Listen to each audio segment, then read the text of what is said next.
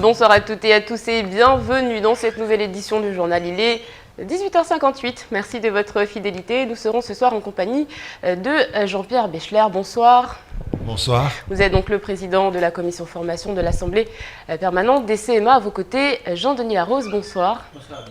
Secrétaire général de la Chambre des métiers et d'artisanat de Mayotte. Nous reviendrons avec vous sur l'actualité juste après les titres de cette édition. 58 pas. Rien ne va plus du côté des enseignants, l'UNSA bientôt en grève, le SNES FSU Mayotte qui pourrait suivre en cause la situation floue qui demeure autour de l'évolution du statut particulier dont dépendent les enseignants de l'île. Aujourd'hui, le ministère de l'Éducation reviendrait même sur certaines promesses faites avant la rentrée. Ce matin, entre 30 et 60 parents d'élèves ont défilé du parvis du comité du tourisme au vice-rectorat. Une délégation a été reçue par Nathalie Costantini. Les discussions semblent avoir évolué. Les parents sont ressortis satisfaits de leur entretien. Des avancées donc, on fait le point. Et puis Nayati, Ahmed, Nazli Joma, Fatima Marie ou encore Anjuli Brutu, les prétendants au concours Lance ton business étaient nombreux cet après-midi à Dembéni pour découvrir les grands lauréats de cette deuxième édition. Ils étaient 10 pour 2 catégories, émergence et développement. Ali Papa Assoumani remporte le prix de la catégorie développement quand Aurelio Lima Ferrara remporte celui de la catégorie émergence. On revient sur ce rendez-vous devenu incontournable.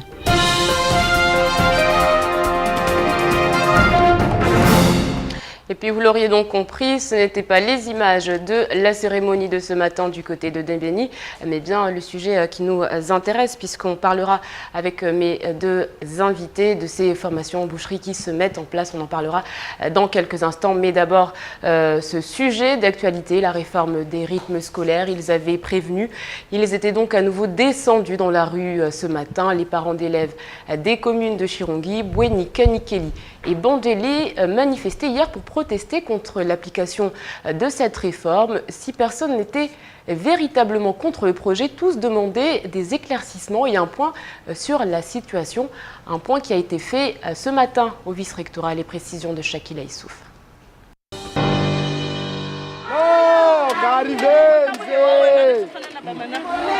À la merde,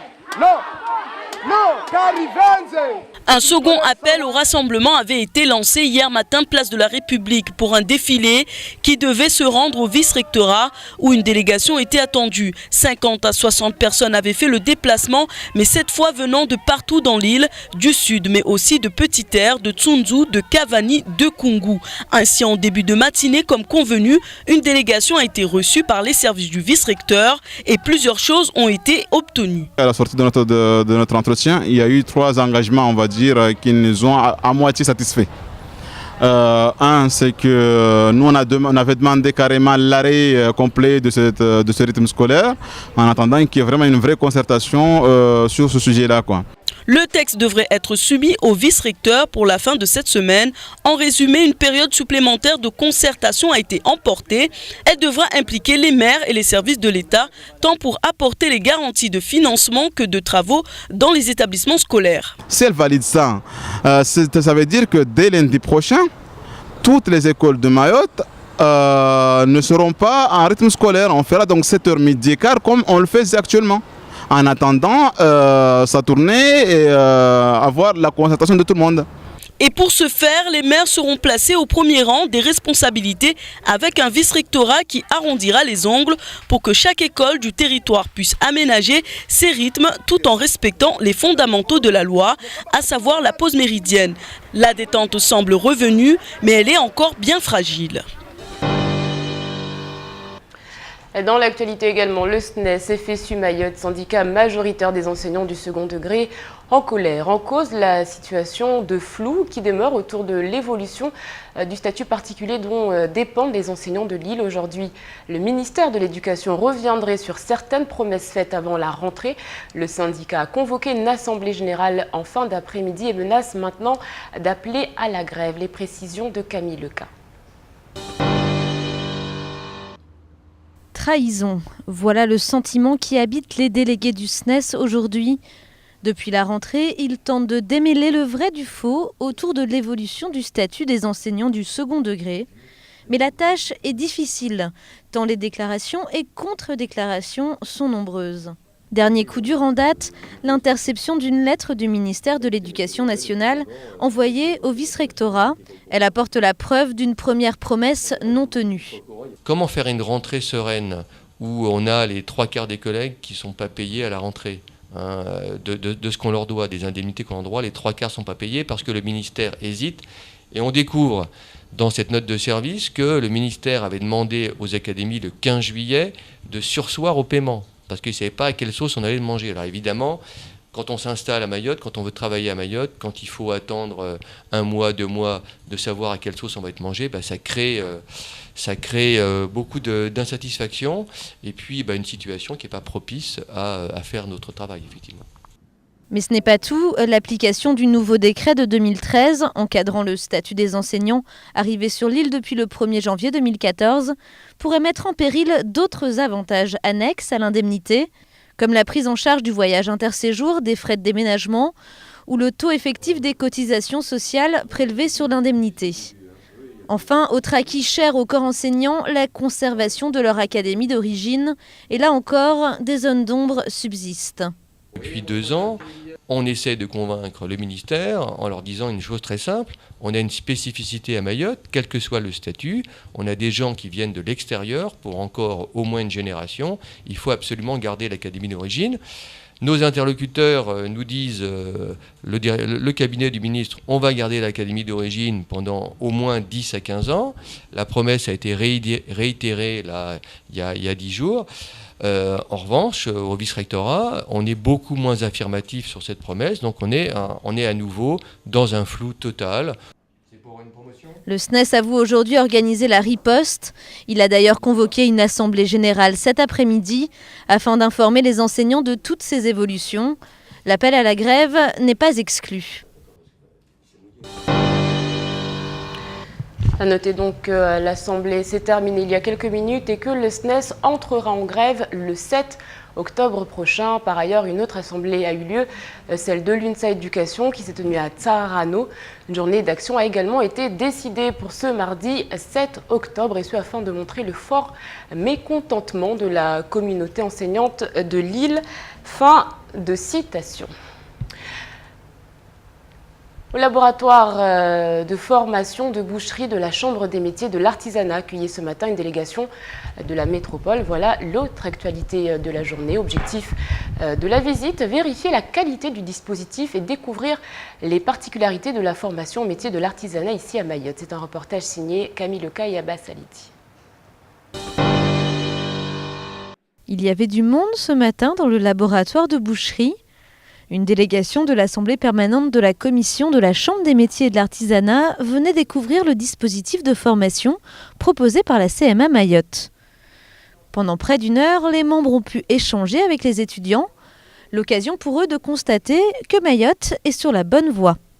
Mayotte, comme je l'ai dit ce matin et hier, vous venez de loin, vous démarrez sur de bonnes bases et je pense que la proposition qu'on fera à la commission de formation au mois d'octobre sera acceptée et je dirais bonifiée par les membres de la commission pour l'adhésion de Mayotte à l'Université régionale des métiers de l'artisanat. Bonne nouvelle pour la CMA de Mayotte qui tenait à labelliser ses formations pour les intégrer à son Université régionale des métiers de l'artisanat qui ouvrira ses portes le 1er janvier prochain. Et ce nouveau centre de formation est une aubaine pour le développement de l'île. Le but, c'est effectivement de développer la formation, de permettre aux jeunes d'avoir des voies de sortie, on va dire, et des métiers en main au bout de 18 mois, de manière à leur permettre de choisir soit de s'installer sur Mayotte, soit de s'installer, pourquoi pas, en métropole ou à La Réunion, ou ailleurs. L'idée étant de développer des diplômes, bien entendu, nationaux, sachant qu'une partie de formation se déroule sur Mayotte, une partie en métropole. Et puis, derrière ces formations, bien sûr, c'est le développement et le maintien de l'artisanat, à la fois sur Mayotte, mais aussi ailleurs. C'est donc une offre de formation globale qui s'offrira aux futurs artisans mahorais. Mais au-delà de Mayotte, la nouvelle université régionale des métiers de l'artisanat a aussi pour ambition de développer la coopération régionale dans tout l'océan Indien. Et je vous le disais donc en début de journal, Jean-Pierre Bechler est notre invité. Bonsoir. Bonsoir. Alors c'est la première fois que vous arrivez sur le territoire. Vos impressions tout d'abord après quelques jours à Mayotte? Écoutez, d'abord sur l'île c'est magnifique, hein, il fait beau, j'ai donc déjà envie de revenir puisque je vais repartir demain matin et je suis très heureux d'avoir fait ce déplacement avec mes deux collègues, Patrick Meignier, vice-président de la commission de formation, et le directeur Philippe Perfetti. À quel point Mayotte est en retard? Quand j'ai dit dans mon reportage que vous venez de loin, c'est vrai que il y a quelques années, je dirais, la formation c'était pas du tout structuré comme c'est en métropole. Et je pense aussi qu'il y a le concept local qui doit s'organiser pour davantage favoriser la formation dans d'autres métiers, bien que ce qu'on a vu aujourd'hui en boucherie est vraiment, pour moi, exemplaire. Voilà. Qu'est-ce qui vous a le plus marqué? On a vu donc que vous êtes parti à la rencontre des étudiants à Mayotte. J'imagine qu'en métropole, c'est également des visites que vous avez programmées, auxquelles vous assistez. Quelle est la différence vraiment entre des étudiants mahorais et des étudiants métropolitains? Bon, la différence, je dirais, c'est peut-être qu'en métropole, déjà, il y a plus de jeunes, donc plus de possibilités pour faire un apprentissage. La deuxième chose qui est très important aussi, c'est peut-être la formation scolaire qui est plus évoluée chez nous. Hein, c'est ce qu'on m'a dit ce matin. Mais je reste persuadé que pour trouver un emploi, c'est quand même dans le domaine professionnel qu'il faut être performant. C'est mon leitmotiv à moi, mais bon. Et il y a quelque chose qui vous a particulièrement marqué? Cette volonté, effectivement, ce qui m'a marqué, c'est cette volonté des jeunes, peut-être de prendre conscience qu'ils peuvent s'en sortir, alors que c'est quand même relativement difficile, mais de s'en sortir lorsqu'ils ont un bon métier, et comme ça a été dit dans le reportage, aussi leur permettre d'aller en métropole ou dans d'autres régions pour acquérir une expérience autre que celle de Mayotte.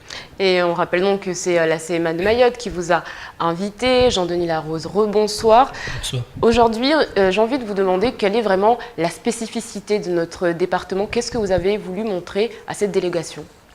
Ce qu'on a voulu montrer, c'est la capacité des Mahorais et de la Chambre de métier, bien entendu, de s'impliquer dans la formation des jeunes et de développer un nouveau concept qui est une approche globale de la formation. C'est pas seulement de la formation telle qu'on peut la connaître, mais c'est aussi une approche sociale de la formation, une approche humaine, des manières de tirer l'artisanat vers le haut. C'est le rôle de l'Université régionale des métiers pour lequel on postule. On a demandé une habilitation. Donc la mission qui est ici, c'était de pouvoir voir les conditions, si les conditions des cahiers des charges étaient respectées, malgré nos particularités. Hein. On dit toujours qu'à Mayotte, il y a des particularités. Oui, il y en a. Donc le but, c'était de s'assurer qu'on faisait bien notre métier, qu'on correspondait bien au cahier des charges. Et justement, ces particularités, on va citer peut-être quelques-unes qui ne sautent pas aux yeux peut-être à des personnes qui sont quotidiennement à Mayotte et qui vivent ici, mais qui peut-être apparaissent beaucoup plus clairement quand on vient de l'extérieur.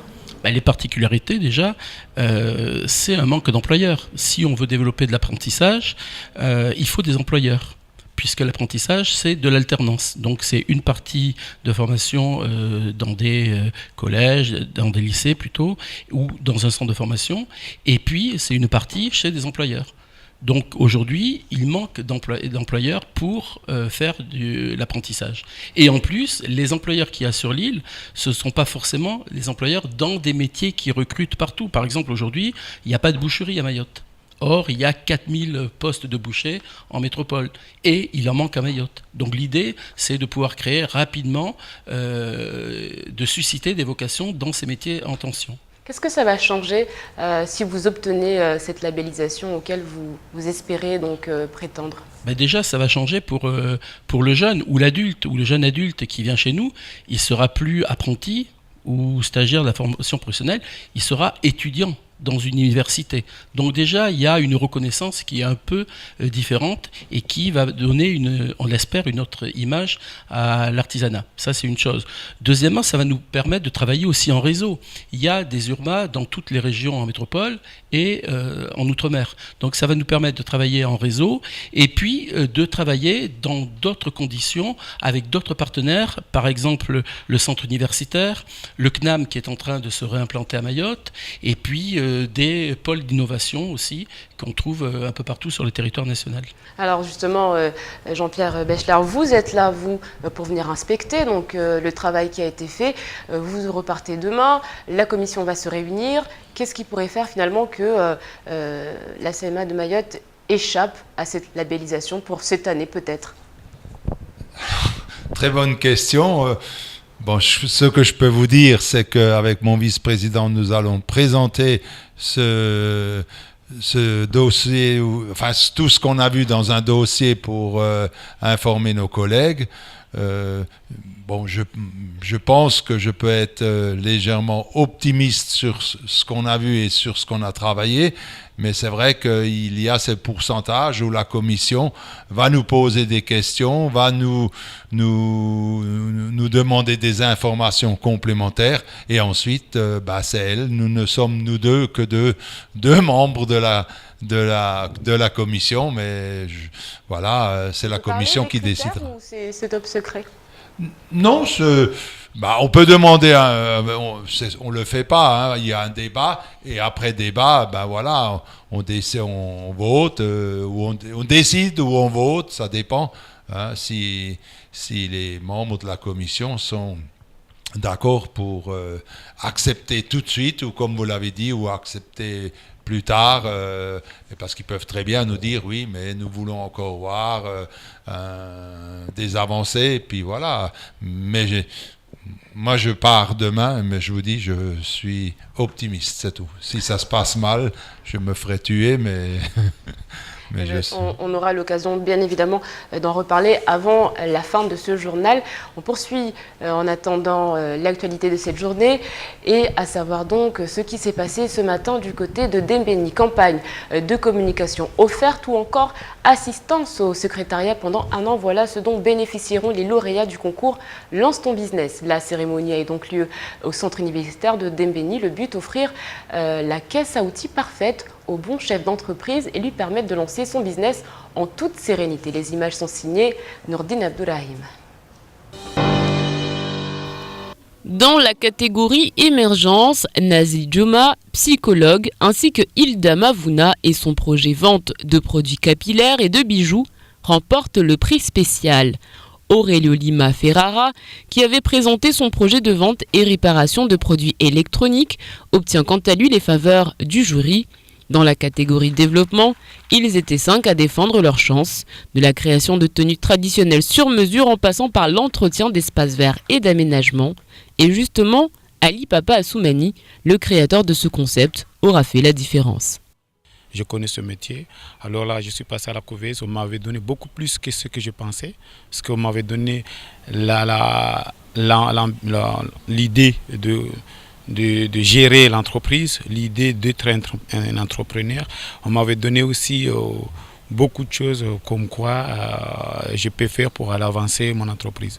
C'est pourquoi je me suis passé là-bas et je me suis intéressé d'eux. Depuis 4 ans, la couveuse entreprise de Mayotte accompagne des futurs chefs d'entreprise en leur proposant un hébergement juridique et l'apprentissage du métier de chef d'entreprise. Ce concours, lancé en 2010, a fait ses preuves. Les candidats ont présenté individuellement leur projet selon les critères suivants: exemplarité du parcours, profil entrepreneurial, impact sur le territoire, valorisation du projet, performance économique. Le but de cette cérémonie, c'est clairement de mettre en lumière ces jeunes qui se lancent, qui lancent leur business, qui osent se créer eux-mêmes leur emploi. Parce qu'aujourd'hui, c'est une des solutions. Créer son emploi, c'est une solution à Mayotte. Il faut qu'on se le dise, mais il faut aussi préparer le projet. Et en couveuse entreprise, c'est ce qu'on fait. Pendant 1 an, on prépare le projet, on prépare l'entrepreneur. Ali Papa Assoumani sera invité à concourir avec les lauréats des autres départements d'outre-mer dans le cadre du concours national.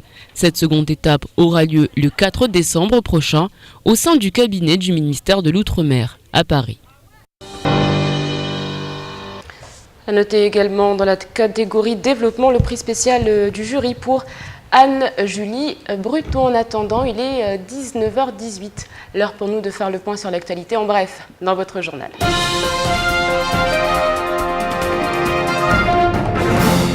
Après être devenue la 9e région ultra-périphérique européenne, Mayotte participe au 3e forum des RUP, organisé en ce moment à Bruxelles. Une délégation mahoraise est sur place, composée de politiques, de journalistes, de chefs d'entreprise. Au total, une 50aine de personnes. Idanel, Bakar Ali Boto, Régis Maceo, Isabelle Chevreuil, Abdouda Alani, Laini Moniemali, Saïd Amada, Najima Amada, Michel Taillefer composent notamment le groupe dont la mobilisation a été saluée hier lors de l'ouverture des travaux par Victorin Lurel et Georges Paul-Angevin. Au cours du forum qui s'achève aujourd'hui, 3 groupes thématiques se concentreront sur l'emploi et l'éducation, qui sont des secteurs à fort potentiel pour le développement des régions, ainsi que sur l'intégration régionale et l'amélioration de l'accessibilité. Les plaies laissées par Hélène sont encore visibles et tout cela laisse penser qu'un drame se produirait si un cyclone passait à la perpendiculaire du département. La situation n'a pas beaucoup changé depuis 1984 et le dernier gros cyclone qui avait frappé Mayotte. Si des efforts ont été faits, des abris ont été ciblés dans chaque village, l'estimation des victimes effectuée lors d'un exercice en 2012 était de 7000 morts si un cyclone venait à frapper l'île. La préfecture va donc réactiver dans les prochains jours le plan de vigilance, répétant des gestes qui peuvent sauver des vies. Dans la nuit de vendredi à samedi et de samedi à dimanche, une opération de contrôle a été effectuée sur le secteur de Koungou par les gendarmes. Au cours de ces 2 nuits, 35 véhicules et 50 personnes ont été contrôlées. Par ailleurs, samedi et dimanche, les gendarmes ont effectué une opération Tranquillité Plage visant à rassurer la population, à prévenir les actes délictueux et, le cas échéant, à interpeller les auteurs d'infractions. Les sites choisis ont été les plages de Musical Plage et de Sakouli. Enfin, ce week-end, 5 embarcations de type Kwassa, avec à leur bord 145 personnes, ont été interpellées. 9 personnes ont été évacuées pour des raisons sanitaires. 56 passagers ont fait l'objet d'une obligation de quitter le territoire français. Les enquêteurs de la brigade nautique ont identifié 6 passeurs.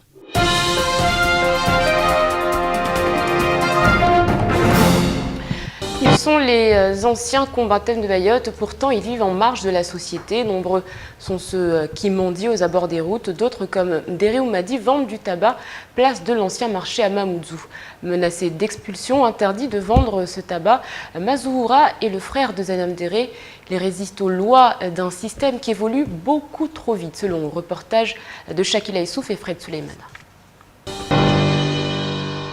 45 ans après le combat des chatouilleuses, Mderemani Hassani se souvient de leurs efforts fournis pour que Mayotte reste française. Aujourd'hui, il vit comme un clandestin. Il vend du tabac chiqué à la place de l'ancien marché, mais nous explique qu'il n'en a pas l'autorisation.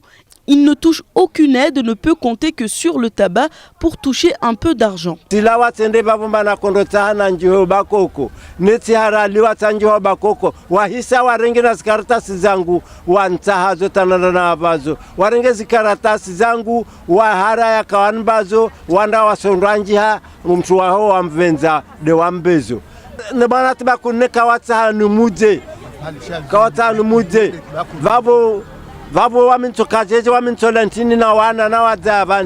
D'autres anciens combattants ne pouvant plus travailler sont assis au bord des routes pour faire la manche. L'image de la capitale se ternit avec toutes ces personnes âgées qui semblent abandonnées par tous. Si d'autres sont blessés, ne pouvant plus se déplacer, ils sont nombreux à continuer à se lever tous les matins pour, disent-ils, trouver de quoi se nourrir. De nyangui nkondo yetuambia mahawa uloazakia ulawabani bale uletama hawararungon lo haruma shiswa shamaore titaha ni pare karata sivanta tilemeza tampaka tiviti tribunali mbili ama prefe vode na kopara sijuru nyangu zdatizo hallo babo ajam pradiamando kajidisha na taabu mchunga sheria tu taabu zile na mashaka yale kajidisha. Be wana wangu mbaliza banketi be wamuona tumba Dépassés par le système, ces personnes âgées ne sont pas reconnues pour le combat qu'ils ont mené pour que Mayotte soit un département. La situation n'évolue pas mais s'empire. Après plus de 40 ans, les personnes âgées vivent sans revenus. Pour que la collectivité puisse répondre aux enjeux économiques qu'engage le statut de département. On parlait de retard, Jean-Pierre Bechler, mais c'est vrai que quand on voit ces images, on se dit qu'on est vraiment encore très très loin de la métropole. Vous, avec un regard extérieur, qu'en pensez-vous ? Oui, c'est la raison pour laquelle j'ai dit qu'effectivement, vous venez de loin. La raison, comme vous me l'avez demandé tout à l'heure, c'est que la métropole est mieux organisée. L'économie a été un fer de lance depuis très très longtemps. Et puis derrière ça, il y a des entreprises, il y a des CFA, il y a des jeunes, il y a vraiment une relève dans l'artisanat. Et ce que j'ai constaté, moi, avec mes collègues, c'est qu'ici, vous faites beaucoup d'efforts, vous avancez peut-être à grands pas, mais c'est vrai qu'à la base, il y a des lacunes que nous avons peut-être connues, nous, après la guerre, dans les années 45, 50. Mais il ne faut pas désespérer. Comme je l'ai dit à mes collègues, il faut y aller. Puis un jour, vous aurez le fruit de votre travail qui vous récompensera. Quelles sont les priorités aujourd'hui, Jean Villeroz, pour les artisans mahorais? Qu'est-ce qu'il faut vraiment à tout prix mettre en avant aujourd'hui? Pour les artisans mahorais, ce qu'il faut mettre en avant, c'est du travail. Donc il n'y a pas assez de travail aujourd'hui? Il n'y a pas assez de travail. Ceux qui travaillent, ils ne sont pas payés, en particulier dans le bâtiment et travaux publics, ils ne sont pas payés rapidement. Et je crois que c'est un élément essentiel du développement de l'artisanat. Ensuite, il y a la formation qui est importante. Il y a des nouvelles techniques, il y a des nouveaux produits. Voilà, donc il faut absolument se former. Il faut continuer à se former. Il y en a beaucoup qui le font. Et il faut voilà. Et puis il faut qu'il y ait la relève. Donc il faut qu'il y ait des jeunes qui s'engagent dans l'artisanat. On entend dire souvent qu'il vaut mieux être un bon artisan qu'un mauvais ingénieur. Mais aujourd'hui, je crois que c'est la vérité. Un bon artisan gagne bien sa vie. Et je crois que les jeunes devraient aller dans cette voie. L'artisanat n'est pas assez valorisé. Je pense à Mayotte, mais je pense également à la métropole et à la France en général. C'est une question que je pose à tous les deux. Jean-Pierre ? L'artisanat, il était chez nous en métropole, je dirais, il n'était pas valorisé.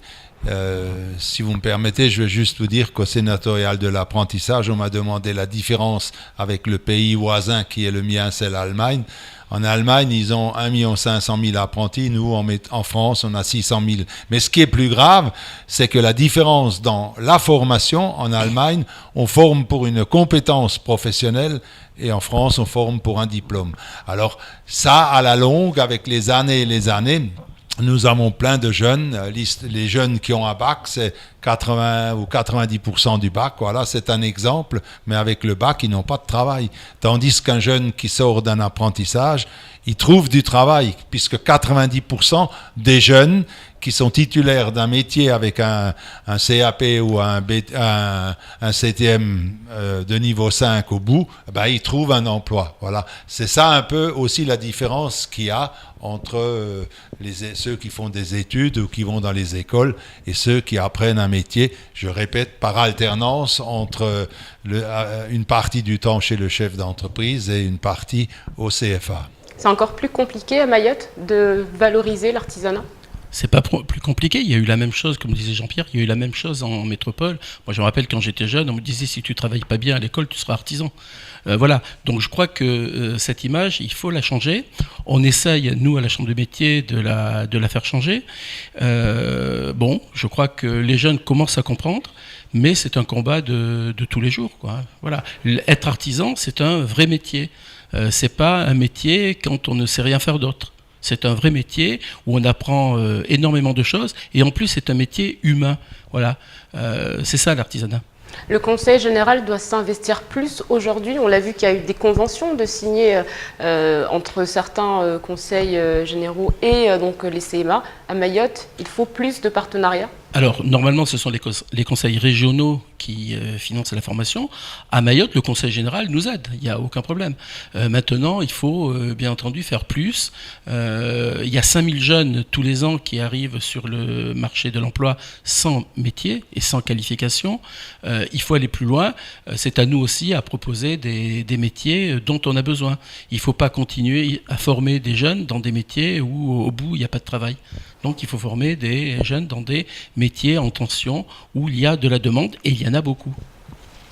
Oui, si vous me permettez, je voudrais juste rajouter, comme vous m'avez demandé la différence entre la formation en métropole et ici, nous avons, une avancée beaucoup plus importante dans une formation supérieure au niveau 5, ça veut dire supérieure à l'apprentissage, puisqu'on a dans beaucoup de métiers énormément de niveau 4, et voire de brevet de maîtrise. Donc le brevet de maîtrise, c'est quand même une garantie pour un chef d'entreprise, je m'excuse de le dire, hein, de réussir sa carrière de chef d'entreprise, hein, puisqu'il y a de la gestion, il y a de la communication, c'est vraiment très, très complet, et je peux dire que les jeunes qui font ce diplôme-là, qui ont ce titre-là, ils sont costauds dans la vie, hein. Et ce qui est intéressant aujourd'hui, ce qu'on a vu dans la semaine de l'artisanat 2014, c'est que des jeunes qui ont des maîtrises, des licences, des maîtrises et au-delà reviennent aujourd'hui vers l'artisanat parce qu'ils ont compris que déjà c'était des métiers où il y avait une humanité, où on était son propre patron, et puis où il y avait des débouchés, alors que parfois avec leur diplôme, voilà. On rappelle donc que vous partez demain, Jean-Pierre Bechler. Sera quand la commission? Quand est-ce qu'elle se réunira exactement? Le 27 octobre. Voilà, donc je pense qu'il ne restera pas beaucoup de semaines à attendre pour savoir ce qu'il en est du côté de la CEMA. Messieurs, merci d'avoir répondu à toutes nos questions. Demain, bonne fête à Léger, journée internationale de la non-violence. Et puis, le dicton du jour, si les feuilles tombent à la Saint-Léger, suivra une bonne année. Très bonne soirée sur KTV. Dans quelques instants, la météo suivie du journal en maoré et du temps de parole. Je vous retrouve demain pour un nouveau journal. Kwaheri.